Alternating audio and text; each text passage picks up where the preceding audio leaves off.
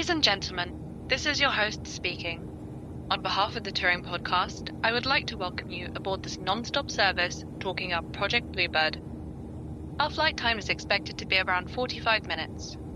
Please make sure that your seatbelt is fastened and your seat is in the upright position as we begin our ascent. Thank you for flying with us today.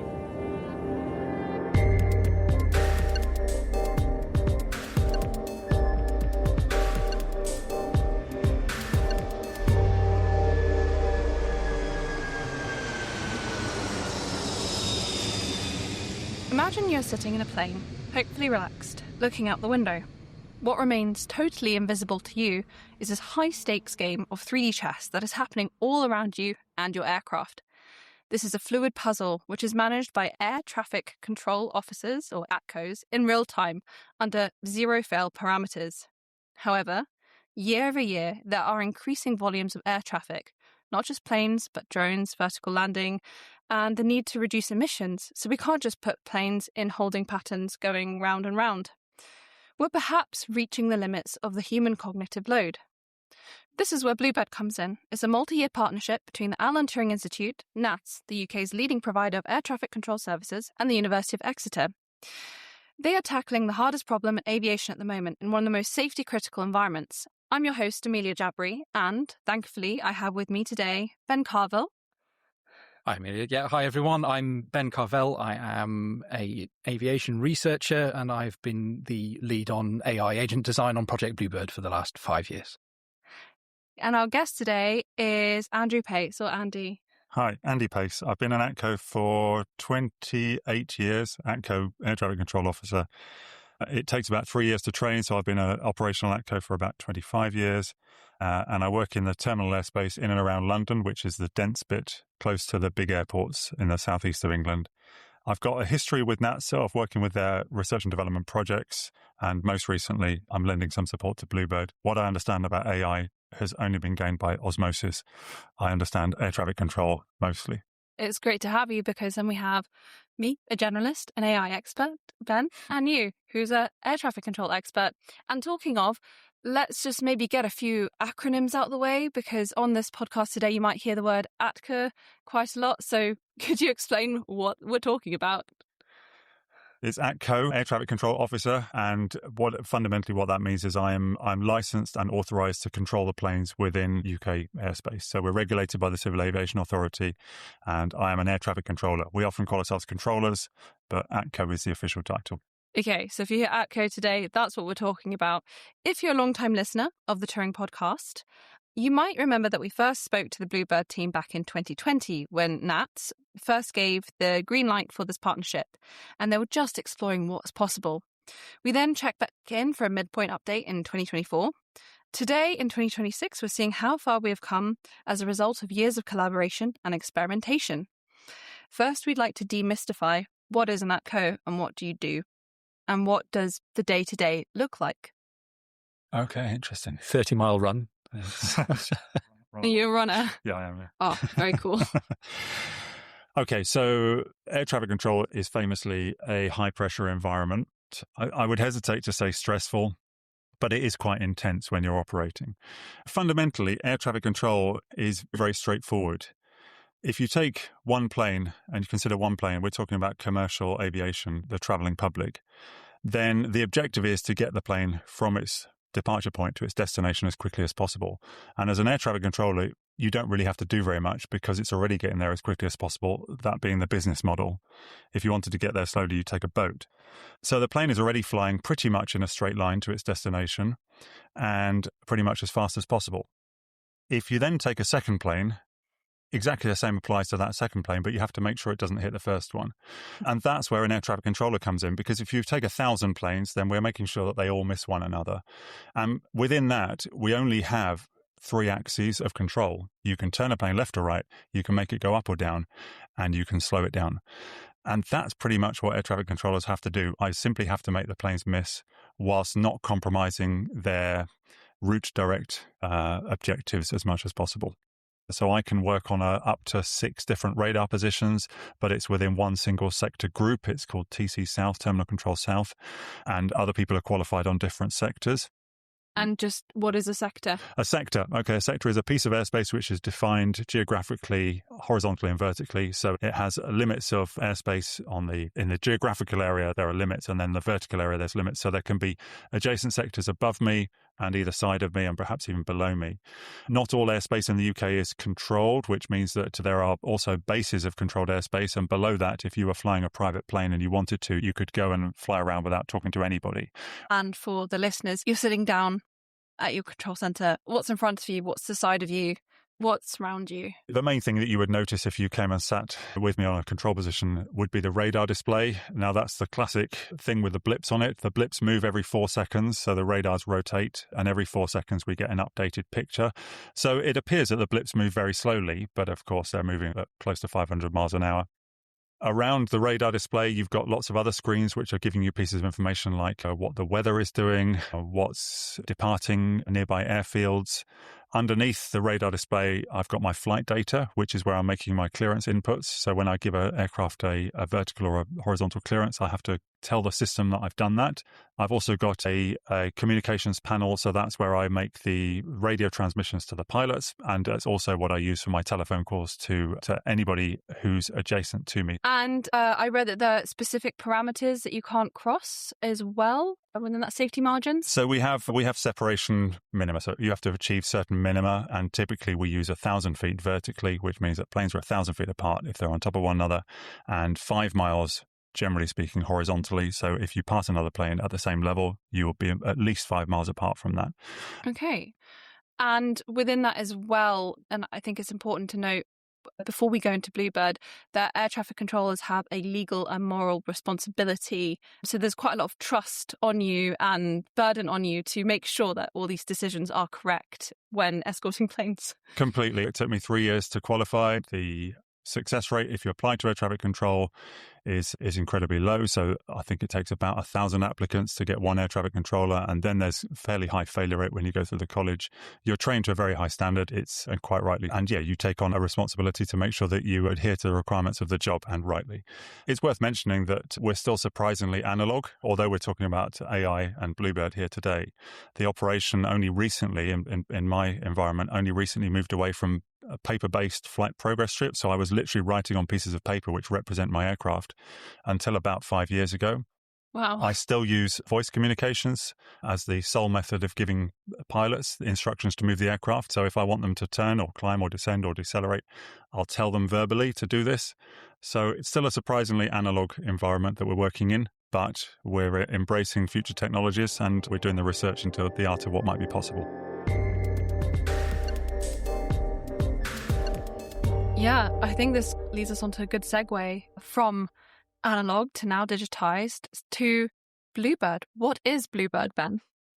Project Bluebird it's a 5-year program between NATS, Exeter and the Turing Institute, looking at applications of AI in air traffic control, looking at that question of what if we were to hand over more responsibility in terms of that decision-making process to a machine, take on the whole task of air traffic control and see what's possible.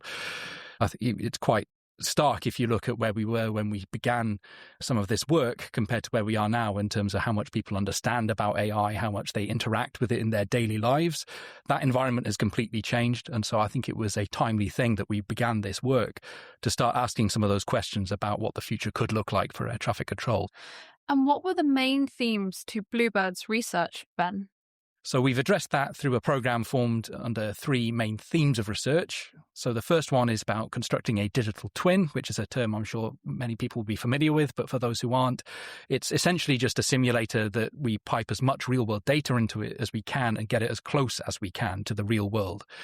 One of the challenges you're definitely up against when it comes to a job, to a discipline like air traffic control, is that it's easy to do something that looks a bit like it whilst completely missing the core of what it actually is, which is a system that's operating under all kinds of different uncertainties primarily. That's the real challenge there for machine-based approaches, is that we've got variations in weather, variations in how pilots choose to fly the aircraft. For a machine, that can form a real challenge. So one of the key things in terms of providing the groundwork to address this problem is building that environment to be as close as we can to the real world. It's only through doing that you start to expose the real challenge of what air traffic control is, rather than doing something that looks like it maybe, but is perhaps oversimplified. So the construction of that digital twin, that representation of the real world, that's our first theme of research. The second then is almost the fun part, that you then get to go and start looking, if you wanted to go and approach that job of an air traffic controller, how might you approach that task using some of the kind of technology that's now available. The thing here is to understand that because we don't have any automation at this level in the operation now, we need to try and understand the potential of all these technologies, not just choose one, maybe prematurely. So that's the second theme of research, has been about building these agentic approaches for air traffic control, designing essentially virtual controllers to take the traffic in this digital twin environment and move it around, achieve all these objectives that controllers try to achieve. But a critical part of any move in technology in air traffic control is trust and explainability, because we are at the core a safety critical business. It's a safety critical industry. And so it goes back to the legal and moral responsibility. Exactly this. Yeah. So there's a very slow pace of change in air traffic control, and rightly so. It's something Andy already mentioned earlier, that we've really been quite slow even in taking up just more recent digital systems, let alone any form of automation. But the reason for that is that until it's proven safe, then there's no way that anything's going to get into the ops room. We don't go and put things out there just because it's new and trendy. It's got to be providing real benefit, and it has to be provably safe at every step. So we understand that there's a long journey before any of this kind of technology really comes into its own actually in the operation. But what we want to do is make the research and the direction of the research that we're doing now responsible and targeted in the right direction. Yeah, absolutely. And so as a quick summary, Bluebird is a project with 3 themes, which is to create a digital twin of the environment, so a simulation of an environment where air traffic can move.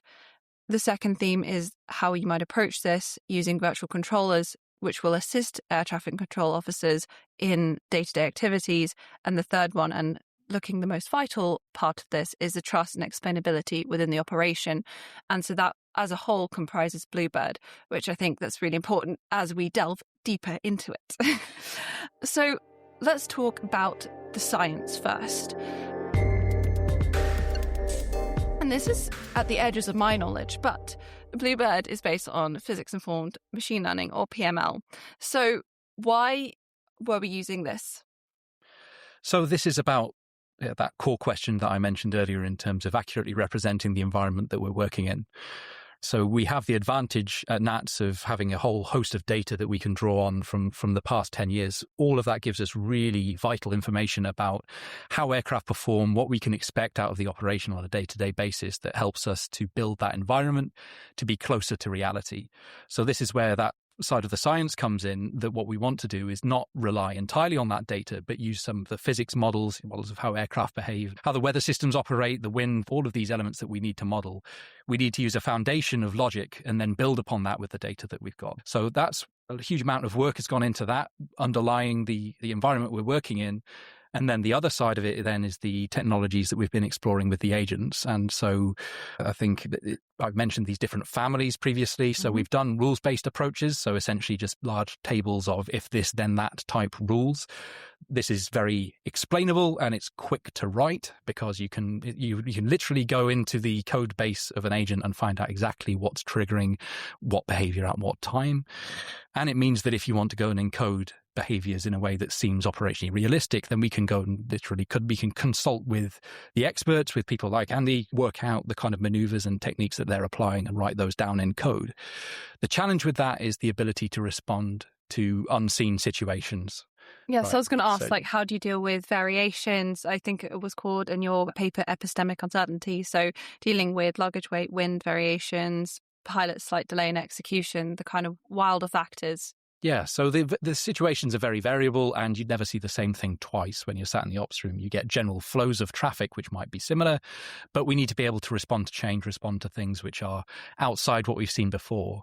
And this is where some of those rules-based systems start to struggle. That's why we've naturally been and looked at as well some middle ground techniques in terms of optimization. We've tried to characterize the flight paths of all the aircraft through the airspace as something that we can go and apply optimization to. So we balance a range of different objectives, with safety being a constraint. So we have to be safe. And then how within those constraints do you then make sure that things are efficient, that aircraft are getting to where they need to go? That's a little more explainable, but starting to bring in some maths. But then we've also been and looked at techniques like reinforcement learning. Reinforcement learning is a method of drawing on the ability to represent an environment almost like a game with a score. Right, at the base level, that's how I describe it. It's why it's been very successfully applied in things like chess or Go, is that you have a very clear win condition that says, I've won this game. With a trained reinforcement learning policy, you can work out which is the next best move to make to maximize your chances of winning. The way the technology works is to essentially play itself at that game thousands and thousands of times to find out what the best move to make is. The same can apply for air traffic control, but it's reliant on us being able to turn it essentially into that almost gamified approach, which is why we've put so much effort into the simulator, because we've created this game that we can play with our best version of what good air traffic control is baked into the score that you get. And that lets you then go and train one of these agents to perform the task to the best of their ability. Yeah. For long-time listeners, this is a little bit of a throwback, because in 2020, the first ever episode of the Turing Podcast, Bluebird was being ideated, and we had Dr. Radka Jersikova on the podcast. And I'm sure we'll insert a clip here of the actual conversation that was had. Really, one of the big breakthroughs that's made this topic interesting is kind of advances in machine learning and methods like reinforcement learning. Before, people were constrained by looking at optimization algorithms where you maybe already have to have quite a good model of what it is you want to achieve. The idea of reinforcement learning is that you have some generic algorithm which learns from experience. One of the techniques that was new and shiny at the time was reinforcement learning, and was going away from optimization, probably because of the rise of AlphaGo and other reinforcement learning-based algorithms rising into prominence. But then as time has gone on, why we have this reinforcement learning versus optimization is because there's a little bit of a black box with reinforcement learning. And this goes back to the third element you talked about trust, that while reinforcement learning may deliver good outcomes in a very safety critical and trust-based environment, reinforcement learning cannot be the be-all and end-all technique. Sure. So there's definitely challenges there. So it's a very powerful technique, but you do have this trade-off that it's much harder to go and delve into the results and work out why they happened, in essence. Right. One interesting thing I can talk about is that we've had some folks from America working with us from Johns Hopkins University. It's a collaboration we're really happy to have fostered within Bluebird. They've been working with us on reinforcement learning. They've done some really interesting publications in that space and applied it in some fairly high-profile ways. One thing they did with us was to tackle that issue of explainability through a concept called relevant aircraft. I'll throw this over to Andy in a second, but the concept is essentially that whilst we can't pull out the full decision-making process from the agent, if we embed an attention network in that agent, what we can do is draw out which aircraft it considers as important when it's making a decision. What that led to is that when we're displaying on our virtual radar screens, we can display the control that's happening. With one of these agents, it can highlight the aircraft that are being considered at any one time. And this was a good method of engagement with controllers to try and understand if we're starting to at least consider the right aircraft.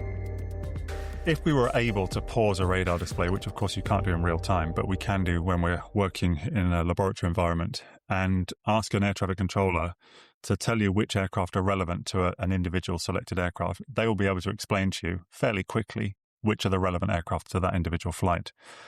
So when a machine, an agent, is making a decision about how to give a particular flight a level or a clearance, it can actually show you which flights are being considered, which is a real benefit to us. Did you say this was a digital interface, so you can actually see them highlighting? You can actually see that happening in real time. And because as humans, we're very, very visual based, you can understand pretty quickly why it's making particular decisions. Now, it becomes much harder if it makes an unexpected, a complex decision. If it sends an aircraft in a completely random direction and it's selecting a bunch of aircraft which you would not consider really. Has that happened? Yeah, I've seen it on Bluebird. Yes, absolutely. It makes some strange decisions sometimes.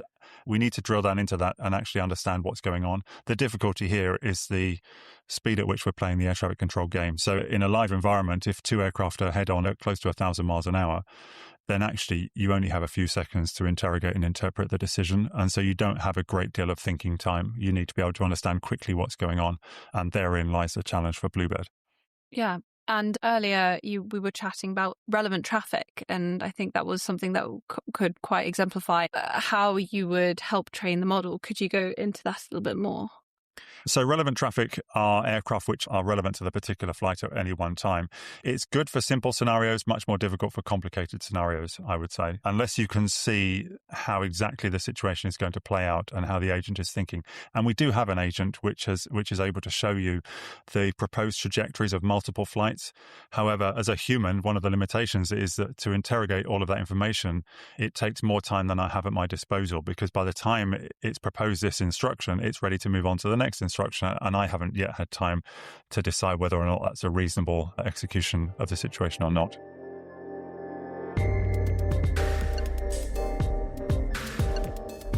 You mentioned earlier the catastrophic failure line. What are the 5 nautical miles and 1,000 feet separation rules, and how does the AI learn that these are non-negotiable?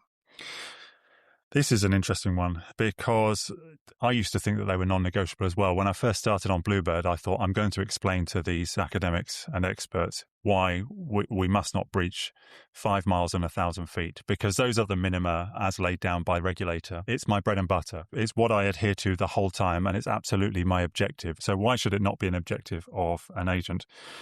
And it does have to be an objective of the agent. They do have to achieve 5 miles and 1,000 feet. But the critical thing is what happens if that goes wrong? We can't have an agent that essentially freezes or takes their hands off the controls if those lines are breached.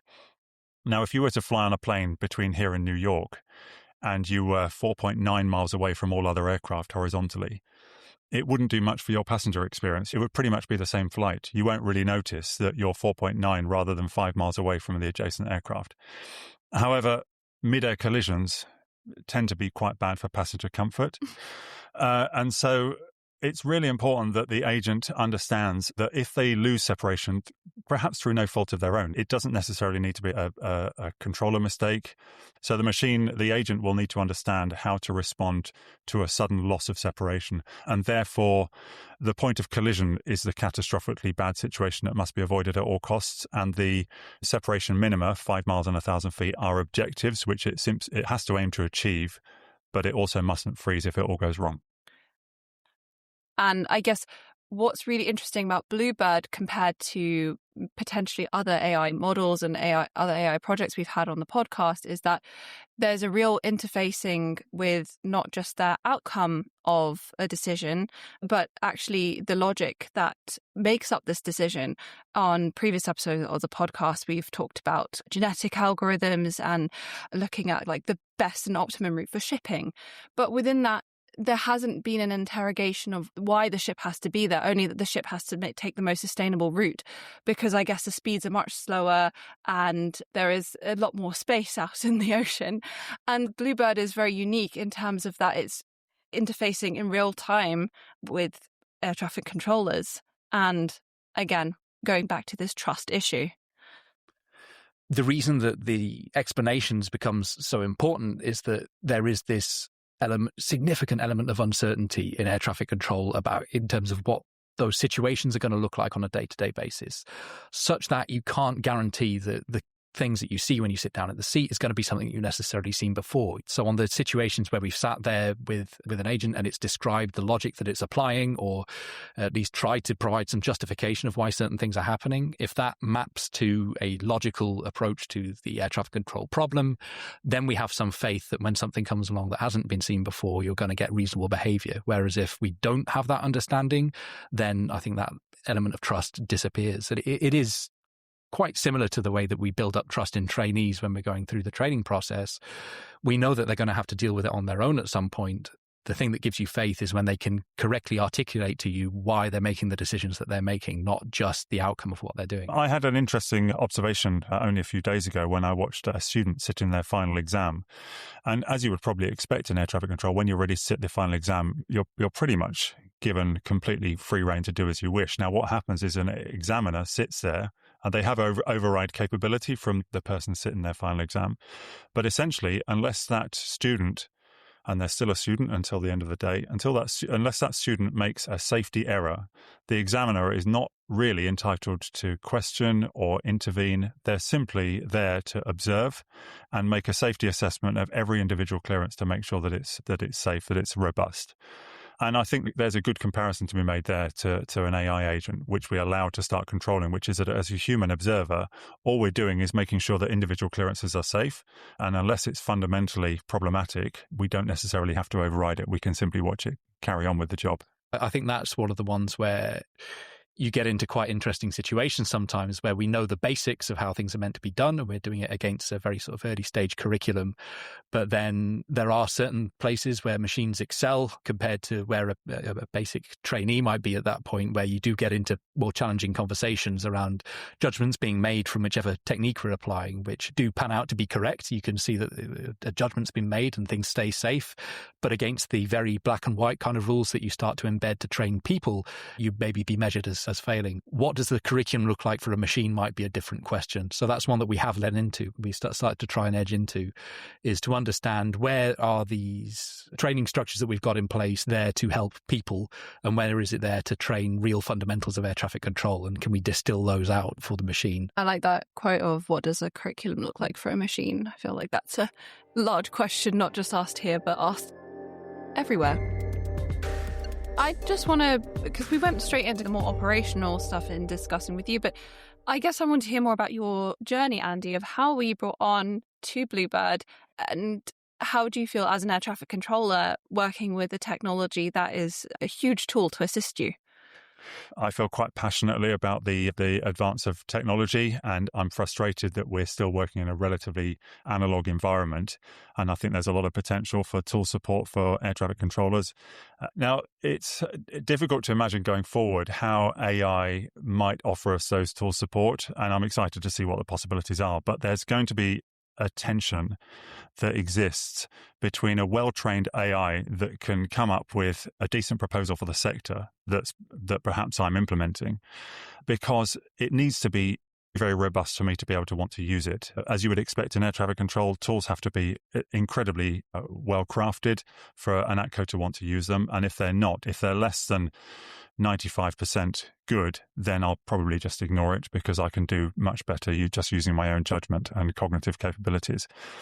So if we have a tool that's close to 100% accurate, coming up with task suggestions, then I become akin to Homer Simpson's nodding bird when he realized he could operate the nuclear power station by pressing yes every time. And I become less cognitively engaged in the decision-making process. So if then, one, the AI makes a proposal which is unsafe, then perhaps I'm not going to sufficiently question it. Or two, if the AI says, I don't have an answer to this problem, I'm going to leave that one for the human. I'm no longer engaged enough to want to use it to be able to answer the question. And so Bluebird is going to have to be very careful about, when we have agents which are capable of controlling in the tactical environment, how we provide those tools to the human. And so instead, I think perhaps we should consider related tasks which are not directly related to the ATCO decision-making process, but I think there's lots of peripheral. What's an example of a related task? So we have a high degree of sectorisation. You would expect that we have sectors within air traffic control. You're only qualified to work on certain sectors.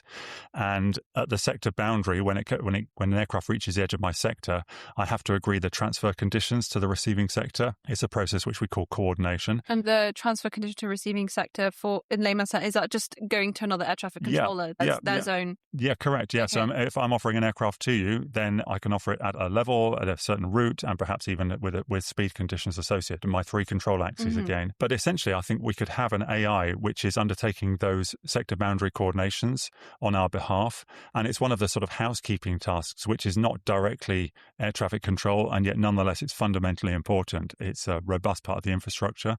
There are all sorts of other opportunities. I think weather, if you ask any air traffic controller what one of the main challenges will be for artificial intelligence and air traffic control, they will tell you that extreme convective weather is going to be one of our biggest problems. And by that, thunderstorms, not just thunderstorms, but any heavy rain related weather, Aircraft don't like flying through heavy rain, and so we often get into a process of negotiation with pilots where they want to avoid the weather that's in front of them.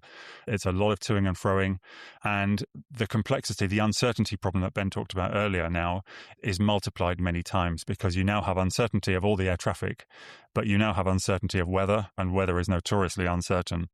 So I think there's lots of exciting possibilities with AI and bad weather, which is one of the hardest problems that we have in air traffic control. So it sounds like the idea is, as you said, to make the role of air traffic control still very human-centric and actually make it more interesting for humans while AI takes on the challenges of forecasting, which is a whole other episode in itself, which is coming up. And also looking at housekeeping, as you talked about, sectorisation, which sounds like a very useful task for AI. So is there something unique to humans, to air traffic controllers, that agents can't replicate? The mystical ATCO scan, which is a thing that's What is that? It's whatever I use to generate my situational awareness when I'm essentially radar controlling. And so everybody imagines a radar display in front of an air traffic controller, and that, of course, it's probably one of the most important things that I have. But in addition to that, there's the noise level within the room. There's somebody randomly screamed over the other side and you heard it. There's a lot of peripheral screens which are showing you perhaps weather information. It's showing you departure information from nearby airfields. It's your flight data, which is, as I described earlier, what used to be pieces of paper. We now have an electronic display which represents the flight data. That's where I'm entering my clearance information. There's a whole load of information which makes up your situational awareness, which is far more than just the radar display. And drilling down into that is difficult for Bluebird, because the ATCO scan is absolutely fundamental to what they do, and yet ask an ATCO to describe it, and it's a lot more about intuition than it is about science. It's quite surprising in a job that's so logic-based that there's a lot of intuition that goes into it. But then isn't that the big fundamental difference between an agent and a person, that an agent, at least for now, can't have this intuition?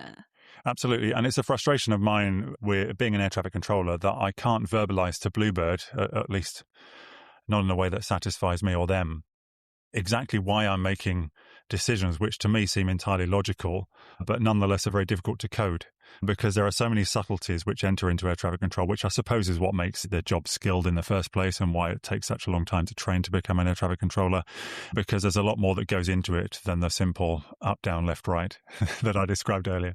Yeah, and it's like at odds with this sort of that interrogating the logic of the agent, because being safety critical, we've repeated over and over, we need to interrogate the logic of this agent, whereas for humans there's a lot more trust because you have that burden that you can then use intuition, and it does work slightly differently. So it's quite an interesting situation to be in. And also the trust that you have in your fellow controllers, because we sit adjacent to the other air traffic controllers, and then even at the other end of a telephone line, you've got a human being. If and when one of those is an AI agent, trust becomes much more nuanced and much more difficult, doesn't it, to establish when you're not dealing with a human being, but you're dealing with an AI. And you've talked about the challenges with working with the AI, with the agent. Has the air traffic control sector changed in terms of, are there more planes flying now? Air traffic control in the UK last peaked in 2019, just pre-COVID, and then we went into the COVID era where air traffic reduced massively, and we're now getting back to those pre-COVID levels. In fact, I think we've just slightly maybe surpassed them this year. The forecast is that air traffic control is likely to become busier, more complex in the future. And so for that, we necessarily have to use a process called flow control, where we reduce the number of planes that are allowed to enter a particular sector at any one time. That's partly due to the airspace design, but it's also a big function of human cognitive capability, which is why AI tool support would be massively advantageous, because if we could increase the human capacity, then you can increase the number of planes flying through the sector. If you go out and look up into the sky, even on a busy day, you'll not see a sky full of planes. There's space up there. We can fit more planes in. We just have to have the human capability to be able to keep up with it. Yeah. And I think that's a great segue into why Bluebird exists. We talked a little bit and we talked about the physics and what informs it, but because this is actually the third episode on Bluebird, Ben, we knew that the flow of traffic and the volume of traffic would increase. And that's, if I understand correctly, that's why Bluebird was proposed in the first place. So what did you think the project could look like back in 2020 compared to what it is now? I think the happy thing to say is if there's a vision statement for the the whole of the Bluebird project, which is that we aim to have the first AI agent to control a sector of airspace in live shadow trials, right? So that's the thing that unifies all those themes that I spoke about before. If you want the project in one line, that's it. That we wanted to be able to do this trial against the real traffic that's there in the operation. Obviously, we can't be doing it in actual operations because we're safety critical. Let's do the next best thing. Let's have our version of what's going on in live in a safe sandbox environment that we can then explore the potential of a variety of different AI agents within it. So in terms of where we started out versus where we are now, I think the key thing was trying to really ask that honest question of what is good air traffic control and what might the future look like. That's the change now, that we've got some infrastructure that's really going to let us dig into that question and start to answer those much higher level questions around trust and explainability. You just can't do it until you've got that environment available. You just can't do it until you've had that environment available and then built agents to control traffic on it. There's a whole lot of steps you need to take to be able to take a really sharp look at this problem. And I think we're able to do that now. We had some folks from Europe. We had one of the lead AI folks over from the Federal Aviation Authority come over for that. We can have really productive conversations with those folks now, precisely because we've actually done some work, right? We've got this environment, we've got things you can look at, and they might not be doing the full job yet, but it's a piece of technology. We can go and imagine what would it be like if we were to try and regulate this? What are the steps we'd have to take? It just pushes the whole conversation on. So I think it's put us in an exciting place. Yeah. And not to go all into feelings, but you're obviously very on board and have worked with Bluebird for a while. What have been the sentiments of your fellow air traffic controllers around something like Bluebird? I think air traffic controllers would welcome AI tool support. I don't think any of us really are seeing that the end is in sight anytime soon for our very interesting job. Most of us really enjoy the work that we do, and we don't really see AI as a threat fundamentally to what it is that we're doing, but we would welcome the tool support. It's a fast-moving, high-stakes game, and if the AI can help me to do that with a greater degree of certainty and reliability, then I would embrace it, and I think that probably goes for just about everybody else. Yeah, and I like the phraseology of it as an AI tool support, and I think that's quite important. I would hope that one of the big benefits that we gain from doing this work in Bluebird is that I think there's an acceptance. There's never going to be that flip the switch moment where suddenly we flip over to an entirely different system of control. It's always going to be an evolution.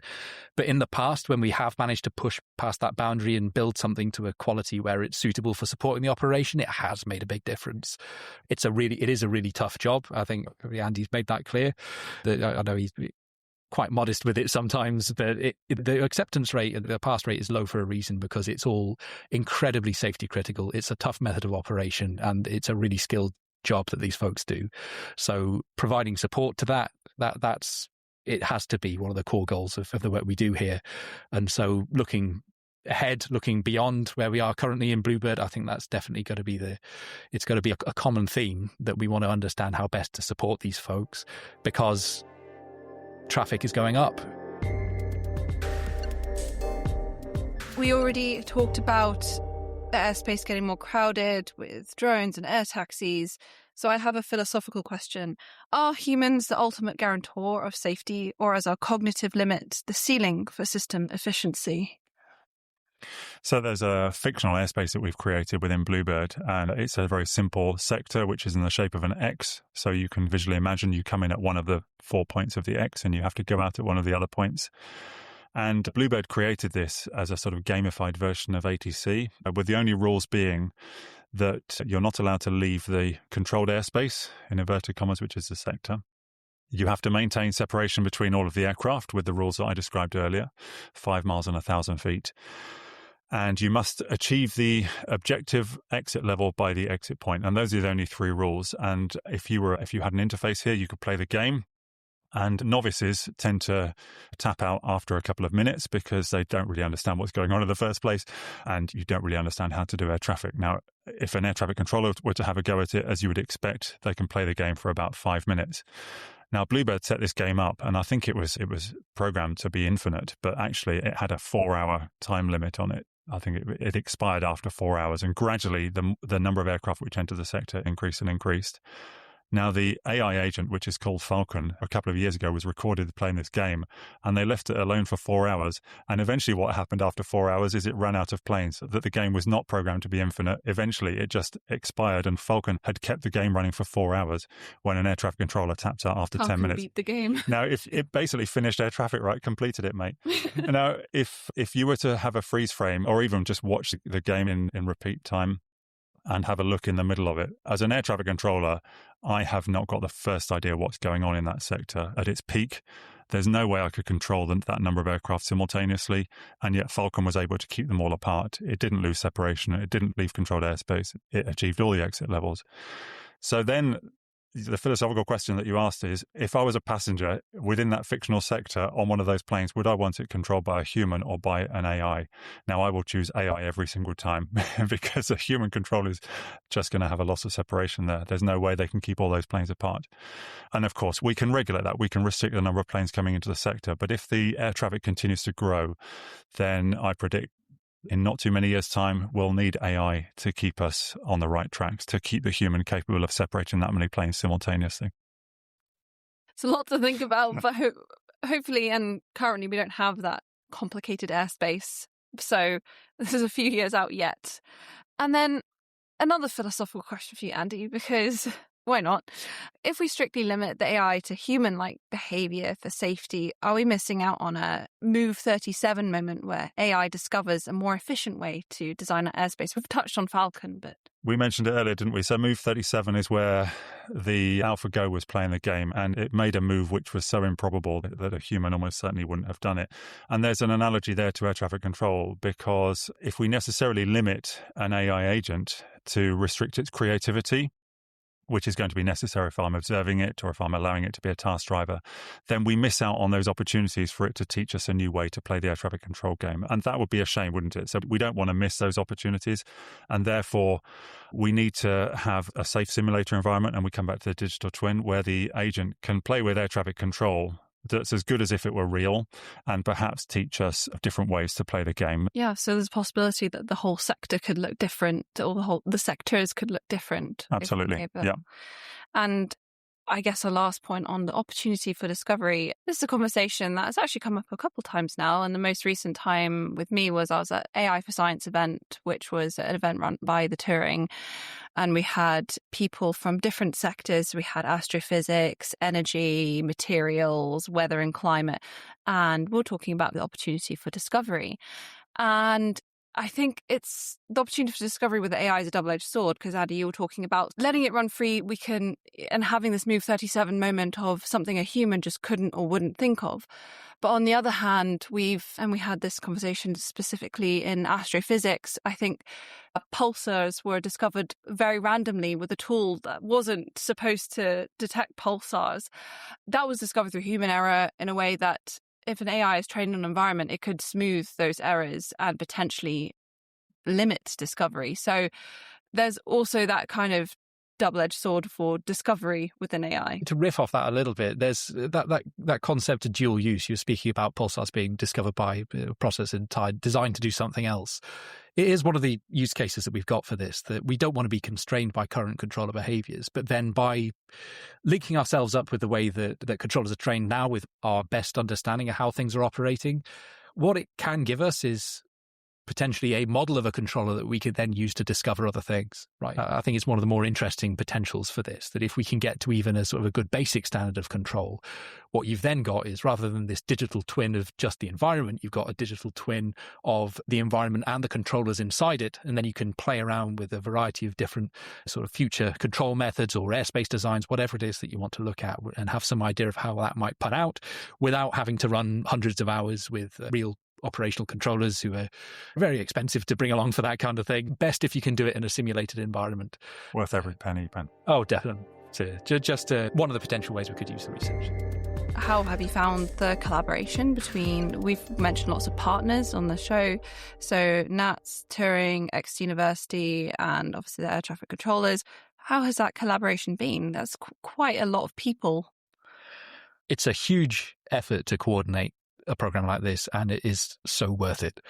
It's a really happy thing to come out of the program, that it really has been equal contribution from everybody, and the stuff that we've done, the things that we've achieved, no one partner could have done alone. That's absolutely true. To go beyond that, I think the community aspect is a real success. Is that community aspect has gone beyond the bounds of the original people who were involved.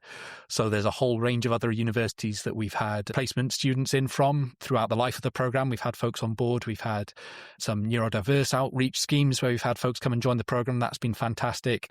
And we've also had this I mentioned in America earlier. We've started to have involvement over there. The fact that we've got this vehicle, that we've got the funding to go and pursue this question, it's been a great way of building the community beyond just that core of those core partners, and to start to build something that's bigger even than the whole program. Great. And throughout the podcast, we mentioned it's like a game, but you guys have a game. Am I correct? That's true. We've not spoken about that, and we should have spoken about that. So in terms of interesting outputs from the program, we've spoken about the challenge of operations many times, so we look for ways that we can draw advantage now. Something I think everybody's proud of is that if you were, let's say today you went and put in your application to go and become an air traffic controller, and you made it through the first few rounds of assessment, your final round of assessment now would draw directly on work that's been completed in Bluebird.